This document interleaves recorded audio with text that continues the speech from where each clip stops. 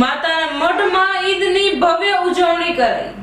માતાના મઢ ખાતે પવિત્ર ઈદ ઉલ ફિત્ર તહેવારની ધાર્મિક ઉજવણી ભાવભીના અને શાંતિપૂર્ણ વાતાવરણમાં યોજાઈ।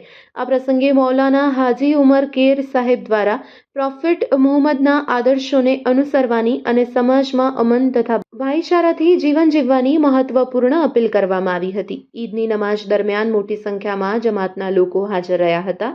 જમાતના મુતવલી રજબછા સૈયદ, સરપંચ કાસમભાઈ કુંભાર, ઇબ્રાહીમ કુંભાર, ઉપપ્રમુખ મુસ્લિમ જમાત હુસેનભાઈ લંગા, ઇલિયાસભાઈ નોતિયાર, અનવરભાઈ નોતિયાર, હાજી મુસા લુહાર અને માજોઠી હાજી જુમાબાઈ સહિતના અગ્રણી ઉપસ્થિત રહ્યા હતા।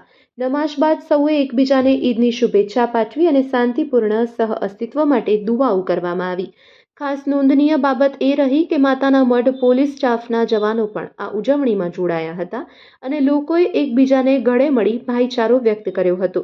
માતાના મઢ વિસ્તારમાં હિન્દુ મુસ્લિમ એકતાનું ઉત્તમ ઉદાહરણ જોવા મળ્યું હતું, જ્યાં બંને સમાજના લોકોએ એકબીજાની સાથે મળી ઈદની ઉજવણીમાં ભાગ લીધો હતો। દર વર્ષની જેમ આ વર્ષે પણ હિન્દુ સમાજ દ્વારા રોજેદારો માટે ઇફતાર પાર્ટીનું આયોજન કરવામાં આવ્યું, જે સામાજિક સમરસતા અને સૌહાર્દનો મજબૂત સંદેશ આપે છે। Report by Adam Notiyar, bureau chief, કચકારી ટીવી ન્યૂઝ, લખપત।